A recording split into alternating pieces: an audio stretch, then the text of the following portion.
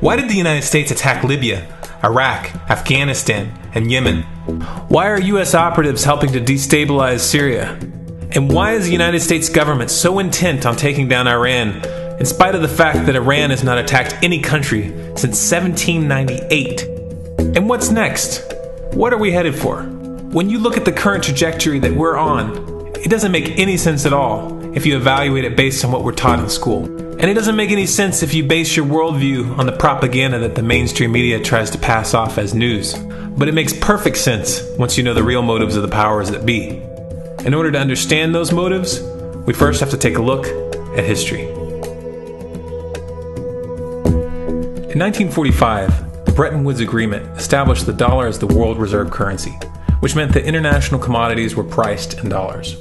The agreement, which gave the United States a distinct financial advantage, was made under the condition that those dollars would remain redeemable for gold at a consistent rate of $35 per ounce. The United States promised not to print very much money, but this was on the honor system, because the Federal Reserve refused to allow any audits or supervision of its printing presses. In the years leading up to 1970, expenditures in the Vietnam War made it clear to many countries that the U.S. was printing far more money than it had in gold. And in response, they began to ask for their gold back. This, of course, set off a rapid decline in the value of the dollar. The situation climaxed in 1971 when France attempted to withdraw its gold and Nixon refused. On August 15th, he made the following announcement. I have directed the Secretary of the Treasury to take the action necessary to defend the dollar against the speculators.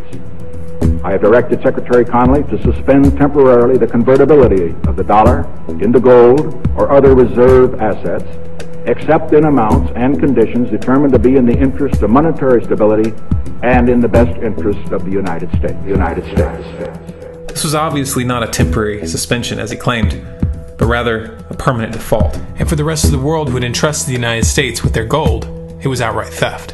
In 1973, President Nixon asked King Faisal of Saudi Arabia to accept only US dollars as payment for oil and to invest any excess profits in US Treasury bonds, notes, and bills. In return, Nixon offered military protection for Saudi oil fields. The same offer was extended to each of the world's key oil-producing countries, and by 1975, every member of OPEC had agreed to only sell their oil in US dollars. The act of moving the dollar off of gold and tying it to foreign oil instantly forced every oil-importing country in the world to start maintaining a constant supply of Federal Reserve paper. And in order to get that paper, they would have to send real physical goods to America. This was the birth of the petrodollar. Paper went out, everything America needed came in, and the United States got very, very rich as a result. It was the largest financial con in recorded history.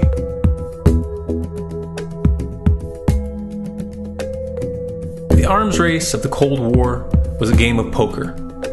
Military expenditures were the chips, and the US had an endless supply of chips. With the petrodollar under its belt, it was able to raise the stakes higher and higher, outspending every other country on the planet, until eventually US military expenditures surpassed that of all other nations in the world combined. The Soviet Union never had a chance. The collapse of the communist bloc in 1991 removed the last counterbalance to American military might. The United States was now an undisputed superpower with no rival.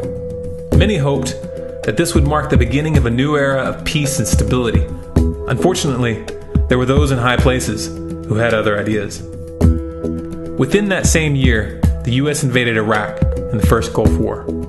And after crushing the Iraqi military and destroying their infrastructure, including water purification plants and hospitals, crippling sanctions were imposed which prevented that infrastructure from being rebuilt. These sanctions, which were initiated by Bush Sr. and sustained throughout the entire Clinton administration, lasted for over a decade and were estimated to have killed over 500,000 children. The Clinton administration was fully aware of these figures. We have heard that 500,000 children have died. I mean, that's more children than died in Hiroshima. And you know, is the price worth it? I think this is a very hard choice, but we think the price is worth it. Miss Albright, what exactly was it that was worth killing 500,000 kids for? In November of 2000, Iraq began selling its oil exclusively in euros. This was a direct attack on the dollar and on U.S. financial dominance, and it wasn't going to be tolerated. In response, the U.S. government, with the assistance of the mainstream media, began to build up a massive propaganda campaign claiming that Iraq had weapons of mass destruction and was planning to use them. In 2003, the U.S. invaded, and once they had control of the country, oil sales were immediately switched back to dollars. This is particularly notable due to the fact that switching back to the dollar meant a 15 to 20% loss in revenue due to the euro's higher value.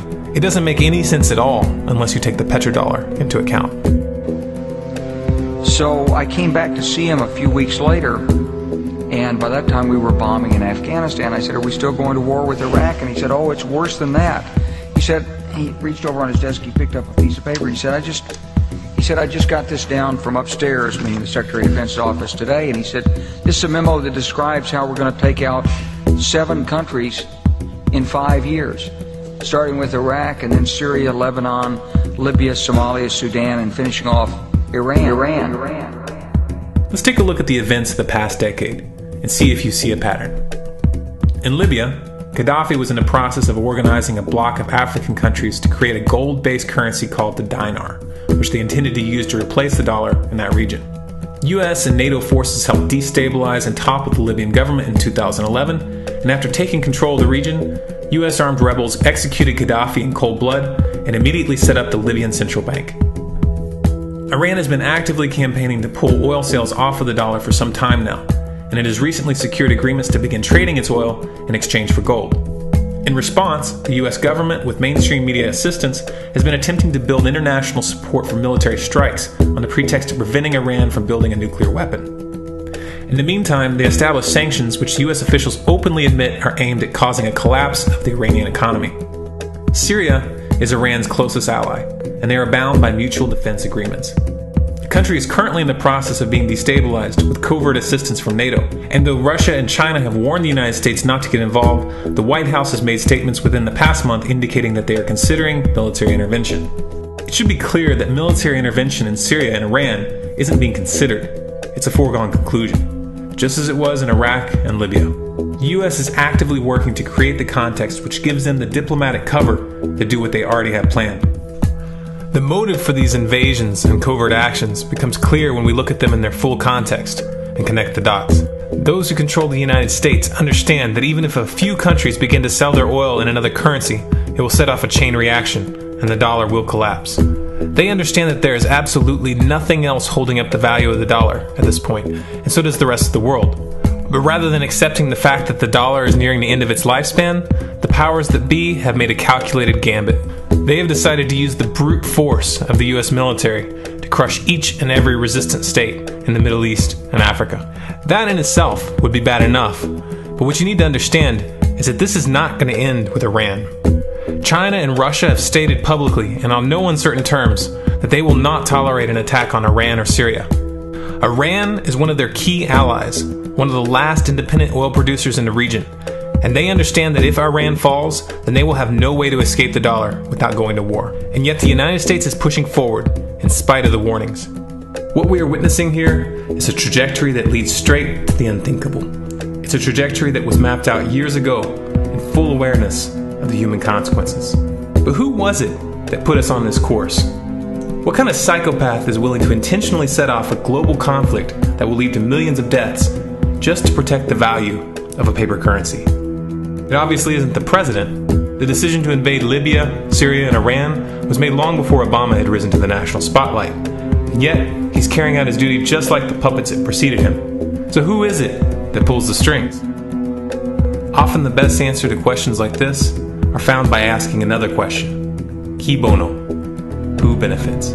Obviously, those who have the power to print the dollar out of thin air have the most to lose if the dollar were to fall. And since 1913, that power has been held by the Federal Reserve. The Federal Reserve is a private entity owned by a conglomerate of the most powerful banks in the world. And the men who control those banks are the ones who pull the strings. To them, this is just a game. Your life and the lives of those you love are just pawns on their chessboard. And like a spoiled 4-year-old who tips the board onto the floor when they start to lose, the powers that be are willing to start World War III to keep control of the global financial system. Remember that when these wars extend and accelerate. Remember that when your son or your neighbor's son comes back home in a flag-draped coffin. Remember that when they point the finger at the new boogeyman, because the madmen who are running this show will take this as far as you allow them to. So how much time do we have left? It's a question I hear constantly, but it's the wrong question. Asking how much time we have left is a passive posture. It's the attitude of a prisoner who's waiting to be taken out to a ditch and shot in the back of the head. What are our chances? Can we change course? Also the wrong question. The odds don't matter anymore. If you understand what we're facing, then you have a moral responsibility to do everything in your power to alter the course that we're on, regardless of the odds. It's only when you stop basing your involvement on the chances of success that success actually becomes possible. To strip the ill-begotten power from the financial elites and to bring these criminal cartels to justice will require nothing less than a revolution. The government is not going to save us. The government is completely infiltrated and corrupt to the core. Looking to them for a solution at this point is utterly naive. There are 3 stages of revolution, and they are sequential. Stage 1 is already underway. Stage 1 is the ideological resistance. In this stage, we have to actively work to wake up as many people as possible about what is happening and the direction we're headed. All revolutions originate from a shift in the mindset of the population, and no other meaningful resistance is possible without it. Success in this stage of the game can be measured by the contagion of ideas. When an idea reaches critical mass, it begins to spread on its own and seeps into all levels of society. In order to achieve that contagion, we need more people in this fight. We need more people speaking out, making videos, writing articles, getting this information onto the national and international stage. And we especially need to reach the police and the military. Stage 2 is civil disobedience, also known as nonviolent resistance. In this stage, you put your money where your mouth is, or more accurately, you withhold your money and your obedience from the government, and you do everything in your power to bring the gears of the state to a halt. Practiced in mass, this method alone is often enough to bring a regime to its knees. However, if you fail at this stage, Stage 3 is inevitable. Stage 3 is direct physical resistance. Direct physical resistance is the last resort, and it should be avoided and delayed as long as possible. And it should only be invoked after all other options have been thoroughly exhausted. There are those who talk tough and claim that they will resist when the time comes. But what those people fail to realize is that if you are inactive during the first 2 stages and save your efforts for the last resistance, then you will fail. When the Nazis were moving door to door, dragging people out of their homes in Germany, that was the time to fight back physically. But due to the lack of ideological resistance and civil disobedience leading up to that moment, even an armed uprising would have likely failed at that point. An armed uprising can only succeed if the people have established an attitude of active resistance. And active resistance is only possible after their minds have broken free from the mainstream propaganda. If you want to fight back, it's now or never. You're not going to get another chance, and the stakes are far higher than they were in Nazi Germany.